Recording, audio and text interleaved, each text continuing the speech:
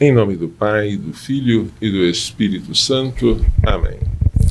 Ó Maria, fazei o meu coração tão puro quanto o vosso, pelo poder que vos deu Deus Pai.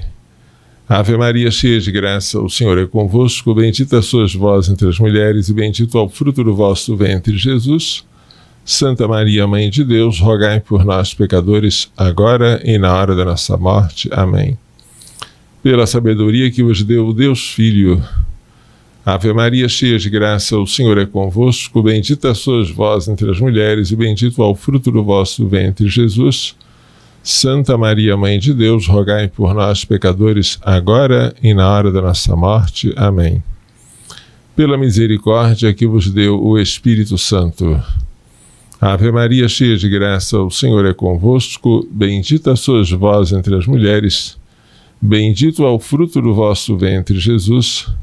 Santa Maria, Mãe de Deus, rogai por nós, pecadores, agora e na hora da nossa morte. Amém. Em nome do Pai, do Filho e do Espírito Santo. Amém. Gostaria hoje de falar com vocês sobre as Irmãs Pró-Vida. É uma comunidade ad experimentum que nós pretendemos formar porque já temos o aval do nosso bispo diocesano. E tudo que se faz com obediência é abençoado. As Irmãs Pró-Vida devem realizar o trabalho mais importante do mundo, que, nas palavras de São João Paulo II, ao padre Paul Marx, fundador da Human Life International, é o trabalho da defesa da vida e da família. Disse ele ao padre Paul Marx: você está fazendo o trabalho mais importante do mundo. Ora, se defender a criança contra o aborto, preservá-la para que ela nasça e para que ela renasça pelo batismo, tornando-se filha de Deus, se preservar a família da corrupção, porque a família é o santuário da vida, é o trabalho mais importante do mundo, precisamos então de pessoas especiais para desempenhar este trabalho. Esta comunidade é uma comunidade de mulheres celibatárias, podem ser solteiras, podem ser viúvas, mas com disposição para renunciar para sempre ao matrimônio. E o que elas devem fazer? Cuidar das crianças por nascer e das mães que as têm no seu ventre. Cuidar de gestante é algo que exige pressa. Nossa Senhora foi apressada às montanhas de Judá para visitar a sua parenta Isabel, que estava grávida. A pressa de Nossa Senhora deve ser a nossa. Isabel não pensava em abortar o seu filho. Imagine qual seria a pressa de Maria Santíssima se fosse tentar impedir um aborto. Precisamos, portanto, de irmãs que sejam apressadas em salvar vidas, em fazer visitas, em aconselhar, em falar de Deus, em catequizar essas moças. Algumas delas não conhecem nada sobre a vida espiritual. Engravidaram porque pecaram contra a castidade, aliás, nem sabem o que é castidade. E temos que falar disso para elas.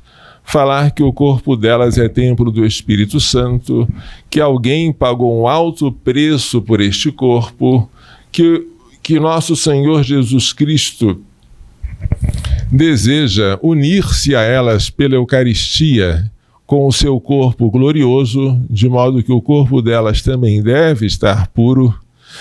Ensinar que o corpo delas um dia vai ressuscitar com Cristo. Tudo isso, esta valorização do corpo humano, que é o fundamento da virtude da castidade, tem que ser ensinado para elas.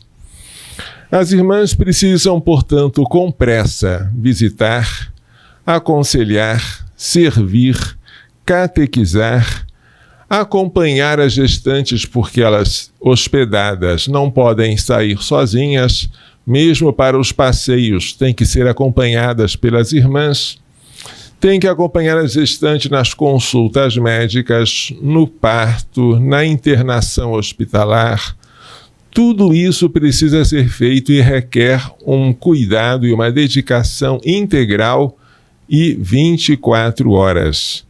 Amar, sacrificar-se, dar a vida por elas e pelos bebês que elas carregam no ventre. É um trabalho maravilhoso. Foi para isto que Jesus veio ao mundo. Não veio para ser servido, mas para servir e dar a vida em resgate por muitos. As irmãs pró-vida, e você, quem sabe, será uma delas, são chamadas a fazer isto. Porém, eu não vim aqui para convencer você a se tornar uma irmã pró-vida, muito menos a coagi-la. Não. Eu tenho pedido a São José e pedido insistentemente que ele envie tais irmãs para nós. A minha oração é semelhante àquela de São Pedro, quando orou pedindo a Deus que mostrasse quem ele havia escolhido para substituir Judas, o traidor. Pedro não disse: Senhor, escolhe alguém para substituir Judas, o traidor. Não. Apresentaram a Pedro o nome de duas pessoas. Uma delas era Matias e outro era José, chamado Justo. E Pedro dirigiu uma oração: mostra, Senhor, tu que conheces os corações, mostra-nos quem tu escolheste para substituir a Judas. Então, eu sei que se é vontade de Deus que esta comunidade existe, ele já escolheu. Portanto, não serei eu a escolher. E o que eu quero é que Deus mostre. Ele mostre a mim e ele mostre a você, se você foi escolhida para este fim. Não tenho a menor intenção de mudar os planos de Deus, nem de fabricar uma vocação onde ela não existe. Porque a vocação é Deus quem chama. Ele que diz: vem e segue-me. Quando, no início do Evangelho de São Marcos, Jesus anunciou que o reino de Deus está próximo, que o tempo se completou, que era preciso crer no Evangelho e converter-se, ele foi até André e Simão Pedro e disse: segui-me, e eu farei de vós pescadores de homens. E eles deixaram as redes e imediatamente seguiram a Jesus. São Marcos 1:18. Ora, é preciso seguir a Jesus imediatamente quando ele chama, mas ele costuma chamar por meio de causas segundas. São pessoas, são acontecimentos, são sinais que ele coloca na nossa vida.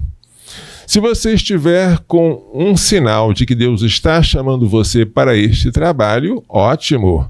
Seja muito bem-vinda, porque a messe é grande, os operários são poucos, e não podemos deixar que o trigo se perca por falta de ceifeiros. Quais são as qualidades necessárias para ser uma irmã pró-vida?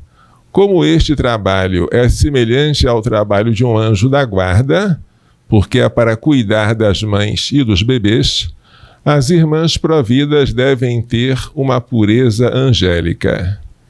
Uma pureza que seja semelhante à dos anjos, que contemplam a Deus face a face.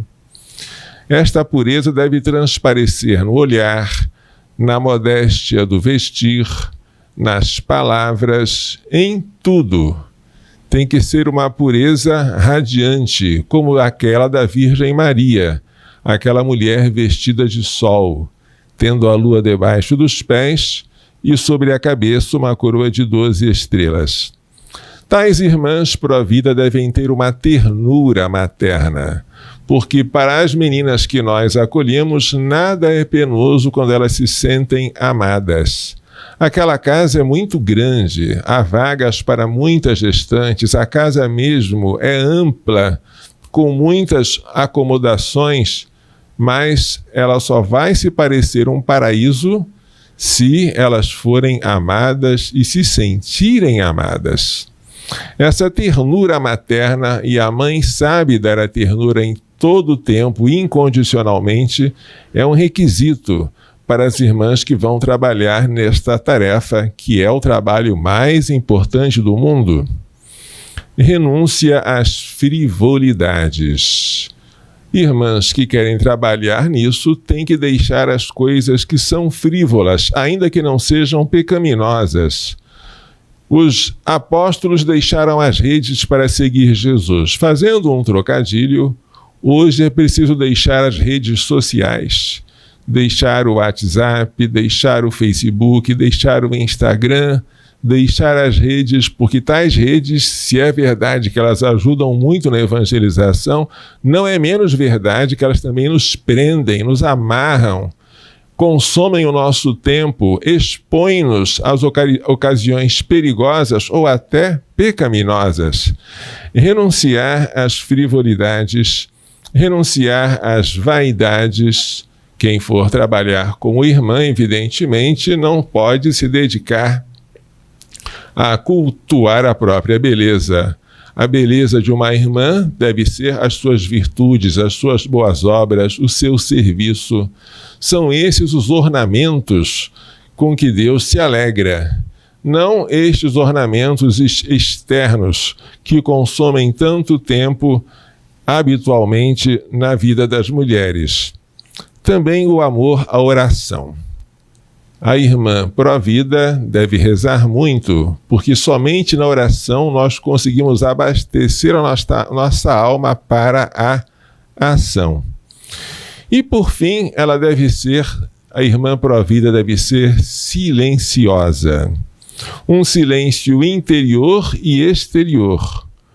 Dádiva de Deus é a mulher silenciosa, e nada é comparável à mulher bem-educada. Provérbios 31:14. É um poema ao trabalho da mulher que fala sobre a discrição feminina. É difícil encontrar uma mulher silenciosa. As mulheres têm a tendência de falar muito, porque elas observam muito, especialmente os detalhes, e elas falam aquilo que vem. Mas o silêncio não é impossível para as mulheres. Maria Santíssima é a Virgem do Silêncio, é a Rainha do Silêncio. E se vocês querem uma mulher mais próxima da nossa época, silenciosa, eu dou a vocês um exemplo bem recente, que é Madre Teresa de Calcutá. Esta mulher que se dedicou à assistência dos mais pobres entre os pobres na Índia, na cidade Pesadelo de Calcutá, fazia uma questão imensa de orar. Perguntaram certa vez a ela: Madre Teresa, qual é o seu segredo? E a resposta dela disse: muito simples, eu rezo. As irmãs ficavam em adoração no sacrário pelo menos 1 hora por dia. Em 1972, quando se deu a grande catástrofe das inundações em Bangladesh, Madre Teresa logo enviou as irmãs para lá a fim de ajudarem. As carências eram imensas e o trabalho exigia das irmãs um esforço sobre-humano. Pediram a elas então que, excepcionalmente, não interrompessem o trabalho para as suas orações. Madre Teresa decidiu o contrário. Não, as irmãs vão para casa, para as suas orações e para a Santa Missa. Naquele momento, perante a catástrofe das inundações, muitos dos socorristas não entenderam a determinação. Mas para Madre Teresa era claro que a força das irmãs se esgotaria se não fosse alimentada pela missa e pela oração diárias. Quem fala isso é o padre Leo Masburg, que conviveu com Madre Teresa e suas irmãs durante anos e escreveu este livro, Madre Teresa, Uma Vida Maravilhosa. Ela era uma mulher de oração. Nós vamos precisar de irmãs que rezem, que gostem de gastar muito tempo diante do sacrário. Porém, tais irmãs deverão ser silenciosas. E acredite, este padre que esteve também na Armênia com as irmãs de Madre Teresa sentiu uma saudade imensa quando saiu daquele país. Mas por quê? Porque parecia um paraíso. E como assim? Aquele país, sob domínio comunista, cheio de dificuldades, por que parecia um paraíso? Vou ler o que o próprio padre Léo Masburg relata. Ao fim daqueles 6 meses, percebi que as irmãs não tinham tido uma única discussão, nem entre elas, nem comigo. As 4 irmãs tinham caracteres muito diversos e, em parte, eram muito temperamentais. No entanto, existia uma perfeita unidade e harmonia, embora do ponto de vista material e também psíquico fosse um tempo muito difícil. No fim, sentia-me como se tivesse sido expulso do paraíso. Que coisa linda, não é? Aquelas irmãs não tiveram nenhuma contenda entre si, nem com o padre. Como isso é possível? Não faltaram ocasiões, mas a caridade tudo suporta. E quando você guarda um silêncio no coração, você não transborda em palavras a sua amargura. Você passa não apenas a falar o bem, mas a pensar o bem dos outros. E isso para a Madre Teresa era uma regra. Quando ela viajava, na hora que ela voltava, queriam saber as histórias, o que aconteceu. Não apenas aquilo que ela fez de bom, mas também as dificuldades que ela encontrou, aquilo que ela sofreu de constrangimento, alguma maldade. Mas Madre Teresa, por princípio, nunca proferiu uma palavra negativa acerca de ninguém, diz o biógrafo dela, Padre Léo Masburg. As nossas perguntas insistentes, se ela aqui ou ali não havia sido enganada, manipulada ou usada, ela quase sempre respondia: eles foram tão bons conosco. Em vez das fofocas de que estávamos à espera, ela contava como os anfitriões ou os governos dos países visitados tinham ajudado nisto ou naquilo, como se tivessem como eles se tinham esforçado e quais os resultados obtidos. Nunca deixava sair uma palavra negativa, de modo que em certa ocasião disse: mas Madre Teresa, nem tudo deve ter dado certo. Ainda assim, não hesitou em responder: sabe, padre, é melhor desculpar do que acusar. Devo ter ouvido esta frase dela inúmeras vezes. E olha só uma observação que ela fez. Um pecado que nunca terei de confessar é o de ter condenado alguém. Já pensou? Que coisa linda! Ela não condenava ninguém. Sempre procurava ver o bem nas pessoas, mesmo quando fosse difícil. Não condenar, perdoar, pedir perdão é a chave da boa convivência. E isso que ela fazia, ela exigia das suas irmãs. Por isso que irmãs tão diferentes, com temperamentos tão difíceis, conseguiam conservar a harmonia. Havia um silêncio interior, que também se transmitia nas palavras externas, certo? Ora, nós vamos precisar disso. Se você quer ser uma irmã como esta, e uma irmã pró-vida, lembre-se do silêncio. Lembre-se do amor fraterno, porque nisto saberão que vós sois meus discípulos, disse Jesus, se vos amardes uns aos outros.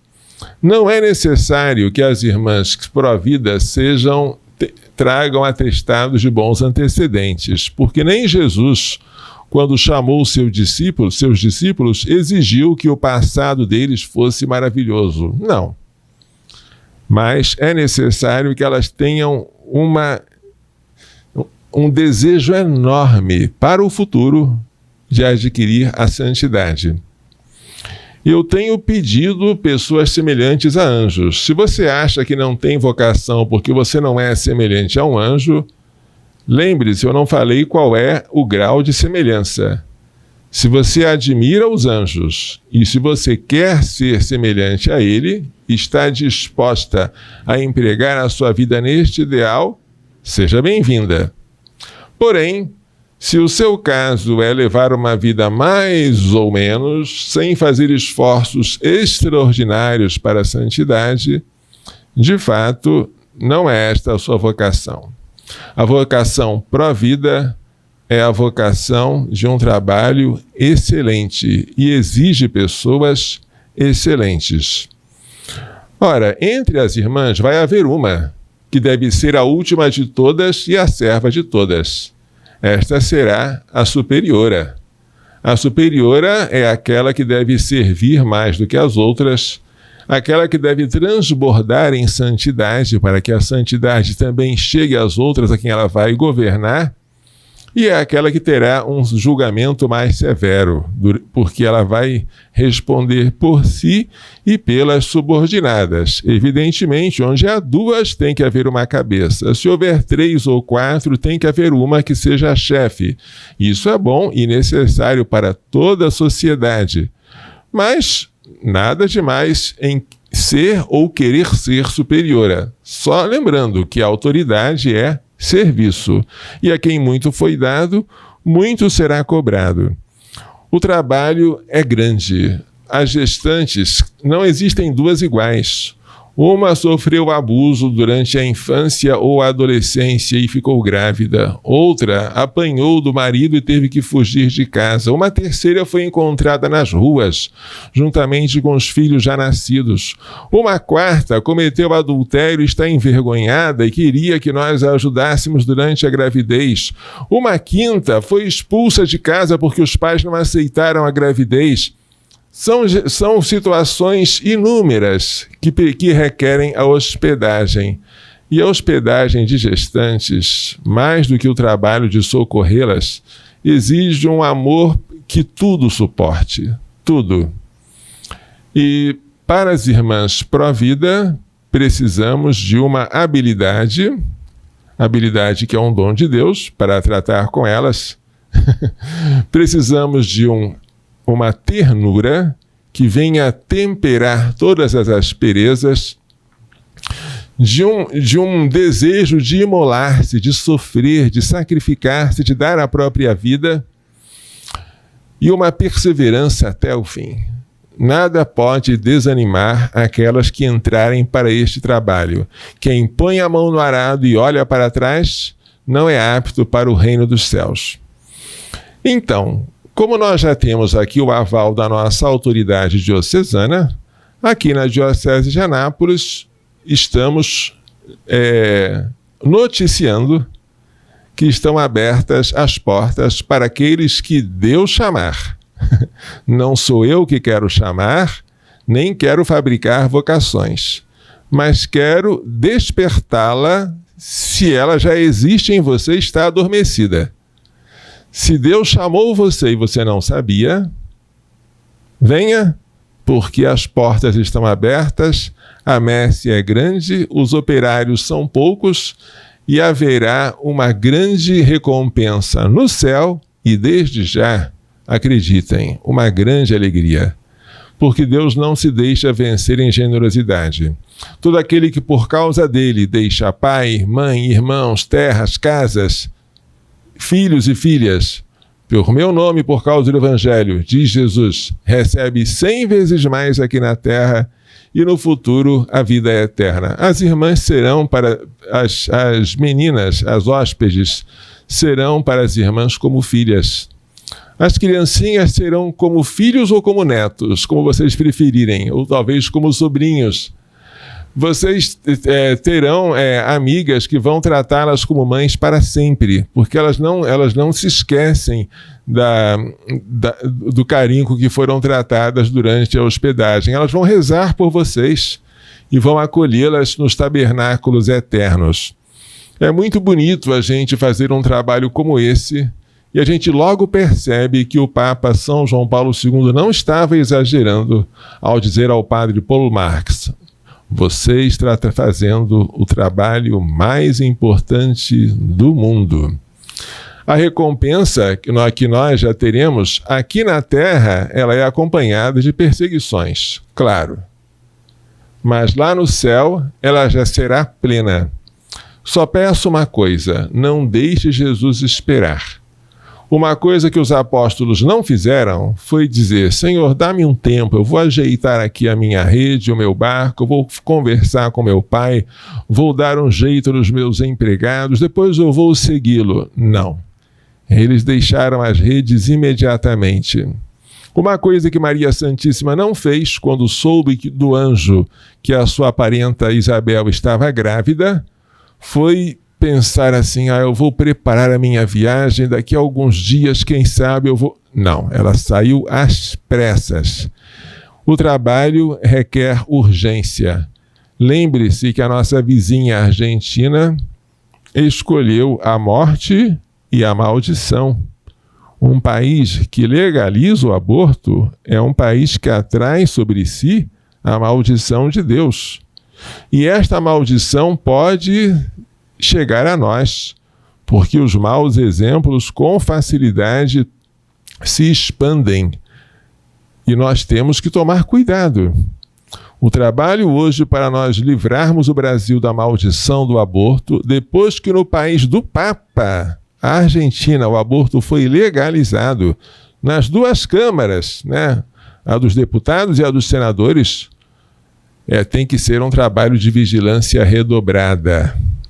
E não é apenas uma vigilância de estar acompanhando os projetos de lei, as proposições legislativas, as ações nos tribunais. É uma vigilância de acompanhar cada gestante em perigo, cada uma delas que está precisando de uma visita, de um aconselhamento, de uma catequese, porque Jesus não veio salvar de um modo abstrato as estruturas, o sistema social, a coletividade. Ele veio salvar a cada um de nós. É cada um de nós salvo que torna a estrutura uma estrutura salva. Mas a salvação é individual, assim como a conversão também é individual. E o nosso trabalho para a vida é um trabalho essencialmente individual. A gente vai atrás daquela ovelha perdida, deixando as 99 no aprisco. E depois que a encontra, coloca sobre os ombros e diz aos amigos: alegrai-vos comigo, porque encontrei a ovelha que havia perdido. Um trabalho como esse, vocês dá para perceber, é um trabalho sem fim. Quanto mais a gente trabalha, mais vai ter que trabalhar. Você quer ser uma irmã pró-vida? Você acredita que tem esta vocação? Venha falar conosco. O nosso telefone fixo é 062 3313 4792. Vou repetir: 062 3313 4792. A nossa página é providaanápolis.org.br. E lá vocês têm todos os dados para entrar em contato conosco. O nosso endereço é a Rua Bela Vista, quadra M de Maria, lote 65, bairro Jardim Goiano, bem perto do feirão coberto do IAPC.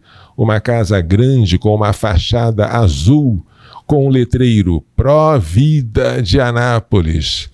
Venha fazer-nos uma visita. Se for Deus quem estiver chamando você, seja muito bem-vinda. E venha aqui fazer o trabalho mais importante do mundo. Vamos agora dar uma bênção. O Senhor esteja convosco.